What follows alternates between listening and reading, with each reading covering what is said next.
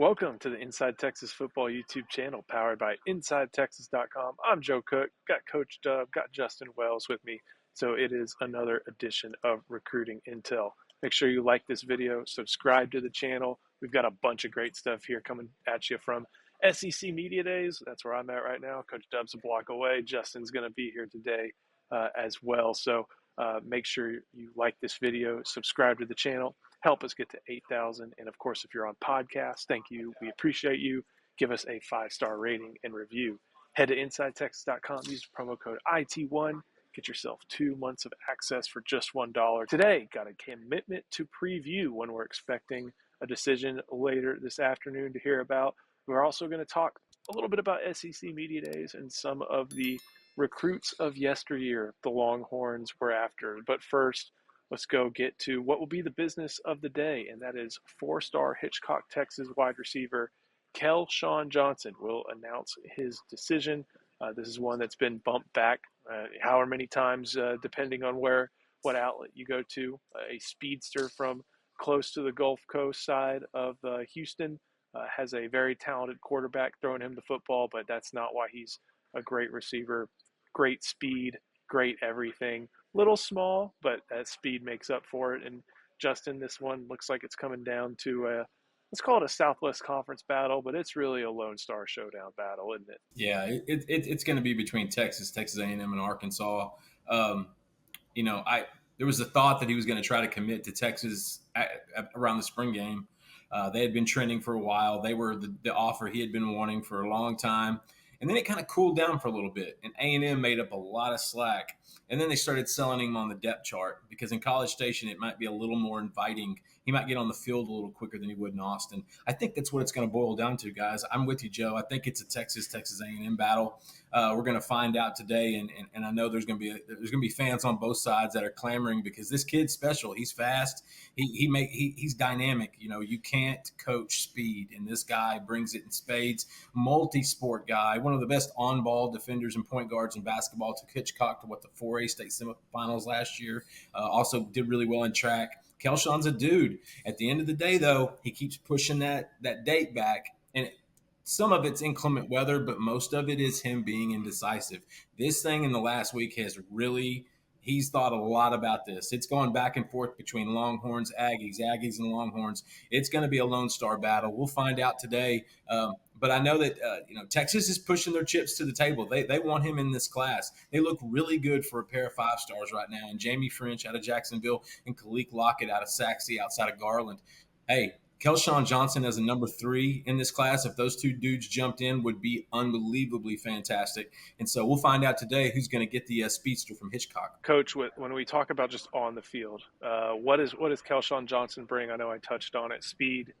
But he's more than just a track guy who's playing football. He's got some football skill too. Yeah, definitely a total ball player, man. You looking at his film, he's making guys miss like in a phone booth. I mean, he has eyes in the back of his head. He has some Xavier Worthy type ability, some Silas Bowden type ability. Like his stop and start is unbelievable, man. He can run every route. He has soft hands, and he'll go up and get the ball. And he's a tough kid. So, like everything Justin just said, man, that kid is great.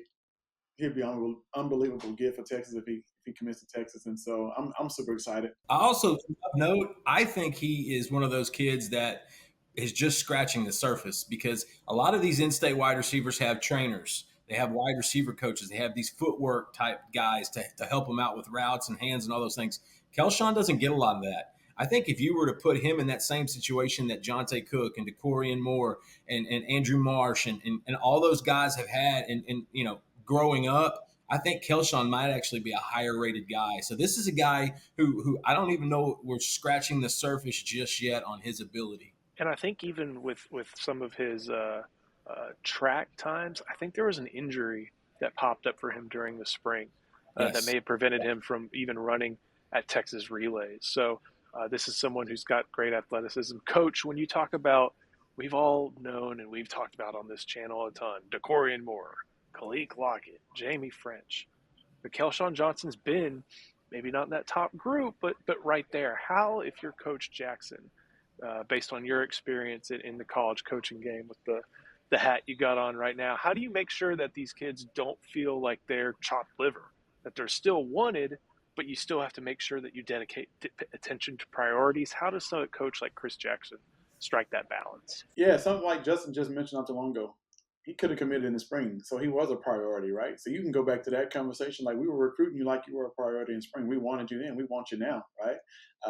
You know, we let you kind of take your visits and find your way, but we still want you. Home is home, so we want you to come home. Let's go. You know what I mean? So that's the conversation, and you can use it that way, and to sell it to him, or I wouldn't even say sell it, right? Because I'm sure they got a great relationship. The conversation's been going back and forth. But now it's time to come home. We still want you. So when you're ready, come on, let's go. Speaking of coming home, talk to Laura Baker if you want to come home in Central Texas, a member of the elite Andy Allen team. She can help you get a house anywhere on that I-35 corridor from where the 512 and I think it's 737, basically where that area code, maybe even some 254 and some 979 It gets all over the wider place. every episode. I You're know, going to I have her know. in Jamaica next month. She in the state of Texas, the central part of it. Call Laura Baker, 512-784-0505, or give her an email at laura@andyallenteam.com. Now, gentlemen, time to go a little bit down memory lane. Justin, we're going to be here at SEC Media Days here on Tuesday. And of course, Kelvin Banks, Quinn Ewers, Janae Barron, Steve Sarkisian, all those guys, they will be here on Wednesday. But a lot of other SEC teams are going through the cycle, and with that, a lot of recruits who Texas pursued, whether it was Steve Sarkisian, whether it was Tom Herman, they are making their way through this event. And so I'm just going to throw some names out to you. I think number one is going to be tell me when to stop, but I think we may stop at number one in all honesty. So here's some names: Jalen Milroe.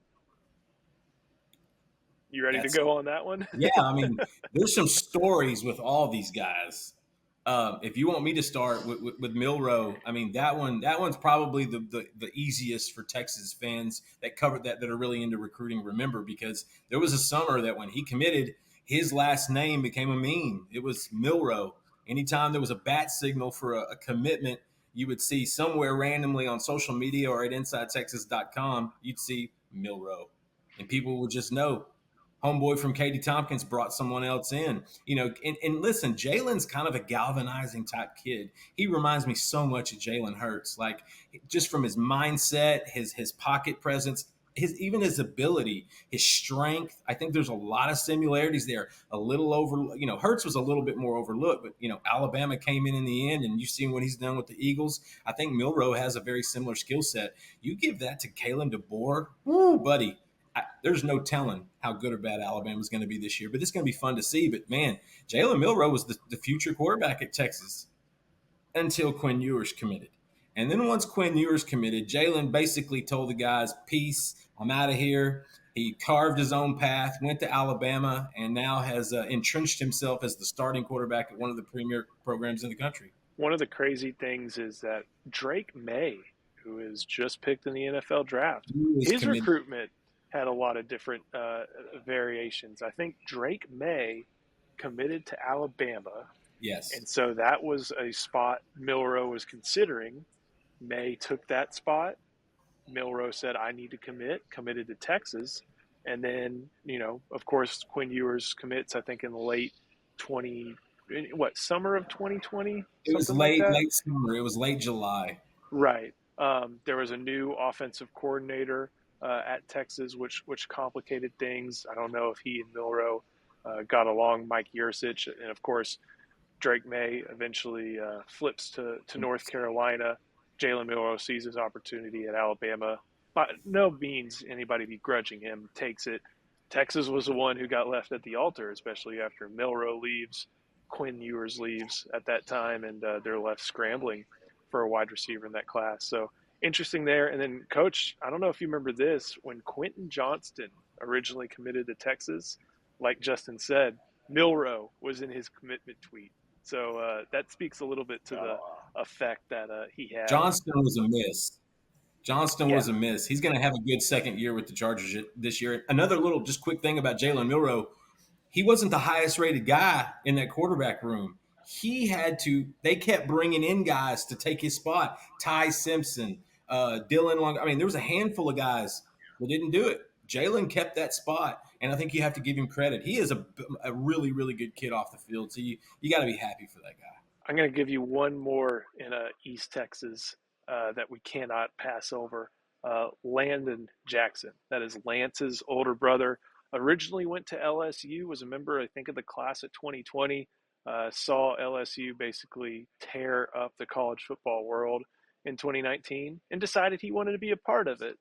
Eventually decided to go a different direction with his career, stayed in the SEC, and now he's due for a pretty, whatever Arkansas may be, Landon Jackson's still likely to have a pretty good year, right, Justin? He's top 3 or 4 players in their program, Joe. Joe, he could be playing on Sundays right now, and he knows that. And the reason why he's not is because NIL, they took care of him in Fayetteville, and because he wants to polish his game. He wants to be a first round pick. I think he would have gone in the second or third last year. He wants to go first, and he's returning all SEC edge. The kid, we've known him forever at Inside Texas because we gotten to know him since he was a freshman when he started getting offers. Landon is about as good a kid as you're going to find. Just big, strong. He's one of those that he's as sweet as can be. Bring you flowers, mow your yard. But once he puts his helmet on, he's maniacal, and he's only gotten bigger, stronger, and faster. And so I cannot wait to see him today for the media days in SEC. I can't wait to ask him about Lance and how he's guided Lance through his recruitment. And don't forget, Texas was in the mix for Landon. Look, LSU had 14 guys drafted in that April weekend, and he committed 48 hours later because that became LSU's sell. Hey, we just sent an entire side of the field, starting side of the field for the draft. Why don't you jump in? And it was hard to tell Ed Orgeron wrong, tell him no. I mean, you couldn't understand what he was saying anyway. And as soon as Orgeron got the boot, Jackson's like, you know what? I think I'm going to go a little closer to home. And so he settled in at Arkansas. And for a team in a program that's trying to keep up, Pittman there, it's not doing as much there. Jackson's one of the bright spots for the Hogs, and Texas is going to face that joker in November. Coach, I'm going to throw a few your way. Obviously, with the Texas kids, Quinn Ewers, we know that story. Jahdae Barron, interesting story, flipped from Baylor, got out of his NLI there late in that 2020 cycle. And then Kelvin Banks fought the battle with Oklahoma State, fought the battle with Oregon, fought the battle and won in the end. But just looking at some of the other names who are there on the roster, this is a good one. Harold Perkins at LSU. Harold Perkins was the best player in the state his senior year. Yeah. Nobody did NIL better than Harold Perkins. You've got Harold Perkins looking at Texas A&M. Shamar Turner there from DeSoto. I think he was in Byron Murphy's class. Yeah. He was in Byron Murphy's class and higher ranked than Byron. Byron's in the NFL before him. And then Torian York, a really quality linebacker. So any of those guys are stand out to you in their recruitment, their game, interacting with them? Billy Bowman too. Got to touch on the OU kid. Billy Bowman as well. Billy chased his girlfriend to Norman, and then it paid off. I guess defense paid off for him too. Just kind of knowing Shamar a little bit. His recruitment, I wouldn't say all over the place, just really deciding where he wanted to be. But A&M ended up winning that one. And then if you look at York, kid from Temple, and kind of knowing him a little bit, I thought he would be Austin or Baylor. I thought he'd stay close to home, but I didn't see him going to College Station. But he saw fit there, made his way on the field as a freshman. So hey, he's made an impact. Yeah, he is. Part of me wonders if Perkins is the best. Perkins is the funnest one, guys. Oh, Perkins, because he was not only the best linebacker in that class, he was the best player in the state. You just see him run the ball. He had some Sergio Kendall tendencies to him, just freak athlete, twitch, and he had that mind. I saw him playing 7-on-7, and I thought he was going to hurt people. Like he is a diehard football player who probably belonged in LSU, and I hope Brian Kelly figures out how to revamp his game, because after his freshman year, they misplaced that dude badly. Mm-hmm. And so if I'm Perkins, I got to put some good tape ahead, because he's probably going to want to head to the NFL. I'm with you there. A lot of kids that Texas had on campus let get away, but like you mentioned, Justin, the guys who will be representing Texas here on Wednesday made the switch eventually, whether it be from the portal or late in the cycle, or even after the cycle is over, getting out of their letter of intent. the Longhorns won those battles in a certain way, and now we're going to be talking with them in burnt orange here on Wednesday. Thank you for watching this video. Make sure you like the video, subscribe to the Inside Texas Football YouTube channel, where we're going to have a ton of stuff here over the course of the next couple of days. Head to Inside Texas, use a promo code IT1. That'll get you 2 months of Inside Texas access for just $1. Thank you to our sponsor, Laura Baker. Gentlemen, thank you for joining us, and we'll see you next time. Inside Texas Football YouTube channel, powered by InsideTexas.com.